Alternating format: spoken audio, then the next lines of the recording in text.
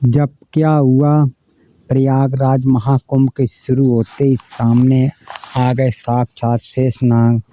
और यह नज़ारा जिन लोगों ने भी देखा उनके पैरों तले जमीन खिसक गई। क्या है इस घटना के पीछे का रहस्य? आखिर नाग देवता के दर्शन से ही प्रयागराज का कुंभ शुभारंभ शुभ क्यों माना जाता है?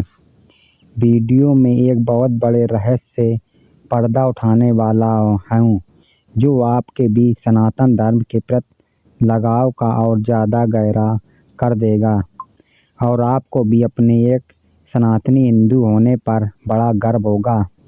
लेकिन आगे बढ़ने से पहले महादेव के सच्चे भक्त इस वीडियो को लाइक करके कमेंट बॉक्स में हर हर महादेव ज़रूर लिखें। आप भी हमें नीचे कमेंट बॉक्स में बताएं कि आप इस साल प्रयागराज में लगने वाला महाकुंभ मेले में शामिल होने वाले हर देश दुनिया से करोड़ों लोग 13 जनवरी शुरू होने वाले प्रयागराज महाकुंभ में शामिल होने वाले हैं। भारत में जन्म लिए हर इंसान की ज़िंदगी में एक बार महाकुंभ में शामिल होने की इच्छा ज़रूर होती है और प्रयागराज में यह जो महाकुंभ लगने वाला है, यह 144 साल बाद आने वाला पूर्ण महाकुंभ है, जो कि विशेष ग्रह नक्षत्रों के दौरान लगता है। जो इस महाकुंभ में गंगा स्नान करता है, संगम में डुबकी लगाता है, वह अपने सारे पापों से मुक्ति होता है और उसकी मुक्ति का मार्ग तय हो जाता है। देवी देवताओं को इस विशेष आशीर्वाद मिलता है। आज जी रहस्यमय चमत्कार की हम बात करने वाले हैं। उस घटना की शुरुआत होती है राजस्थान के जयपुर में रहने वाले सीमा और सुनील नाम के दो पति पत्नी से। वैसे तो सुनील एक IT कंपनी में सॉफ्टवेयर इंजीनियर का काम करते थे, लेकिन जब उन्हें पता चला कि महाकुंभ की तैयारी जोरों शोरों से में चल रही है, 13 जनवरी से महाकुंभ का आयोजन होने वाला है, तो वे कुंभ मेले में जाने के लिए बहुत उत्साहित थे, क्योंकि 12 साल पहले भी वे अपने पिताजी के साथ प्रयागराज के महाकुंभ मेले में शामिल हुए थे। वहां उन्होंने बड़ा ही आनंद और सुकून का अनुभव हुआ था, इसलिए अब वह अपने परिवार के साथ एक बार फिर 2025 के महाकुंभ मेले में जाने वाले थे। लेकिन उन्हें इस बात का अंदाज़ा नहीं था कि इस कुंभ मेले में उनके साथ एक बहुत बड़ी चमत्कारी घटना होने वाली है। उत्तर प्रदेश के प्रयागराज में सुनील जी की बहन का घर था, इसलिए जहां पर उत्तर प्रदेश प्रयागराज सुनील जी की बहन घर थी, इसलिए वह जयपुर से महाकुंभ के 20 दिन पहले ही प्रयागराज के लिए अपने परिवार के साथ रवाना हो गई। उस समय पूरे प्रयागराज में महाकुंभ की तैयारी जोरों शोरों पर थी। गंगा नदी की साफ सफाई का कार्य रोजाना किया जा रहा था। शहर अलग अलग स्थानों पर भव्य द्वार बनाए जा रहे थे। साथ ही कई ऐसे विशेष टेक्नोलॉजी का इस्तेमाल करके महाकुंभ बहुत ही भव्य बनने की तैयारी थी। सुनील जी अपने पत्नी सीमा और 10 साल की बच्ची जानकी के साथ अपनी बहन के घर प्रयागराज आए थे। वे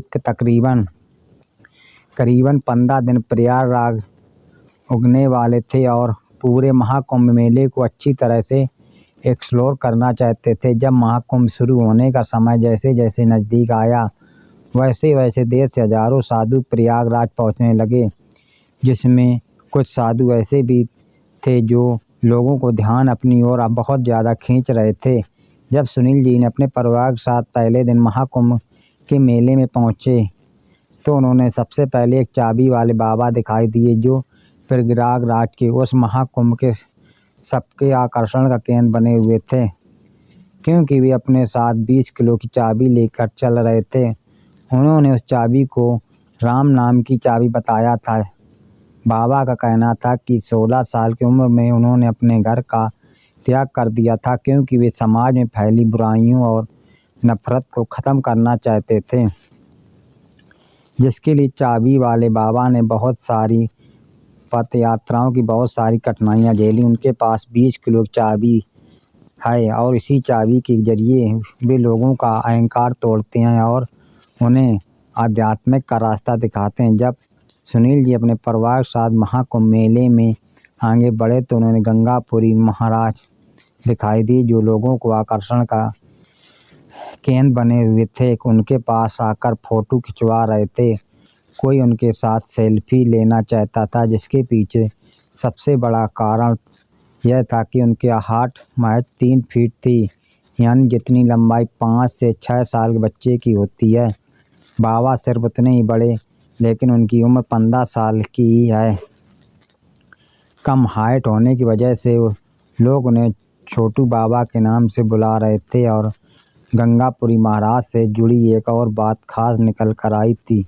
उन्होंने पिछले 32 सालों में स्नान नहीं किया था, जिसके पीछे उनका एक संकल्प था। प्रयागराज महाकुंभ में थोड़ा और आगे बढ़ने पर उन्होंने एक ऐसा साधु महाराज दिखाई दिए, जिन्होंने अपने शरीर पर करीब 2 लाख रुद्राक्ष कर रखे थे, जिनका कुल वजन 45 किलो से भी अधिक था। लेकिन गीतांग गिरी नाम के इन साधु महाराज को इसी वजह के रुद्राक्ष वाले बाबा के नाम से जाना जाता था, जो कि हाल फिलहाल में प्रयागराज के महाकुंभ में स्थित है। उन्होंने यह संकल्प लिया था कि 12 साल तक रोजाना वह 12,05,000 रुद्राक्ष धारण करेंगे और यही उनके संकल्प का हिस्सा है। आगे बढ़ते बढ़ते और कई साधु महाराज जी को दिखाई दिए। कोई कांटे पर लेटा हुआ था, कोई भस्म रमाए हुए था, किसी ने सोने के बहुत सारे आभूषण पहने रखे थे। कोई ऐसे भी साधु महाराज थे जिन्होंने पिछले 10 साल से अपने एक हाथ को नीचे नहीं किया था। उनके हाथों में नाखून सड़ चुके थे। वास्तव में इन सभी साधुओं की तपस्या और त्याग को देखकर सुनील जी को बहुत हैरानी हुई, क्योंकि अब सभी साधारण मानव अपनी ज़िंदगी को सुबह उठकर शाम को ख़त्म कर देते थे। हमारी दैनिक दिनचर्या रोज़ाना एक समान होती है, लेकिन उनके जीवन में कितना त्याग है, कितनी तपस्या। उनका उद्देश्य केवल भगवान की भक्त और भगवान को पाना है। महाकुंभ का यह त्योहार साधु संतों के बिना अधूरा कहा जाता है, इसलिए देश विदेश से हजारों साधु महाकुंभ मेले में पहुंच रहे थे। लेकिन उसी बीच एक ऐसी खबर सामने आई जिसने सुनील जी के साथ सभी लोगों के होश उड़ा दिए। महाकुंभ के विशेष पंडितों का कहना था कि 13 जनवरी की पौष पूर्णिमा से भले ही महाकुंभ का आयोजन होने वाला हो, लेकिन ऐसी मान्यता है जिस दिन रात 2 बजे गंगा नदी के अंदर शेषनाग स्वयं आगे दर्शन देते हैं, उस दिन से प्रयागराज का यह महाकुंभ आरंभ हो जाएगा। और यह दर्शन केवल उसी इंसान को होते हैं जिसका हृदय स्वच्छ निर्मल पावन होता है, जिसके हृदय में कोई खोट नहीं होती। शेषनाग भगवान केवल उसी ही दर्शन देते हैं। आज से 12 साल पूर्व हमारे पूर्वजों का शेषनाग में दर्शन दिए थे। सुनील जी ने इस रहस्य के बारे में जाना तो भगवान शेषनाग के दर्शन करने के लिए आतुर हो गए। उन्होंने अपनी बहन से आग्रह किया कि अब तुम्हारे घर नहीं रुक सकता। मेरी उद्देश्य महाकुंभ मेले में शांत और सुकून की प्राप्त है। अगले 15 दिन किसी कुंभ मेले में कैंप के अंदर बिताना चाहता हूँ। जिसके बाद सुनील जी, उनकी पत्नी सुनीता, उनके 10 साल की बच्ची जान की महाकुंभ में एक कैंप लेकर रहने लगे। वे 15 दिन महाकुंभ में रुकने वाले थे, शाही स्नान देखने वाले थे, संत गुरुओं का आशीर्वाद प्राप्त करने वाले थे और उनके उद्देश्य था सांसारिक जगत से दूर एक सुकून की प्राप्त करना। लेकिन जब से उन्होंने शेषनाग के उस चमत्कार के बारे में सुना तो सुनील जी के मन में शेषनाग को देखने की बहुत इच्छा जागृत हो गई थी। अब रात के समय जब वो अपने परिवार के साथ महाकुंभ के कैंप में सो रहे थे, रात 2 बजे वे चुपचाप अपने कैंप में बैठ उठे गए और गंगा नदी घाट पर आकर बैठ गए। उन्होंने विश्वास था कि दिल साफ, उन्होंने कभी कोई पाप नहीं किया। भगवान शेषनाग उन्हें दर्शन देंगे और इसी के साथ महाकुंभ आरंभ हो जाएगा। लेकिन उस दिन 2-3 घंटे इंतजार करने के बाद भी उन्होंने गंगा नदी के अंदर शेषनाग के दर्शन नहीं किए। तकरीबन 4 से 5 दिनों तक उन्होंने यह क्रम जारी रखा। वह रोजाना रात 2 बजे गंगा घाट पर जाकर बैठ जाया करते थे ताकि उन्हें शेषनाग का भगवान दर्शन दें। लेकिन एक दिन भी उन्होंने शेषनाग देवता के दर्शन करने का सौभाग्य प्राप्त नहीं हुआ। अब वे समझ चुके थे कि शायद शेषनाग भगवान उन्हें दर्शन नहीं देना चाहते। महाकुंभ के इस मेले में सुनील जी के 10 दिन बीत चुके थे और बीते 10 दिनों में उन्होंने कई साधु महाराज का आशीर्वाद प्राप्त किया। कई सारे बेहतरीन नज़ारे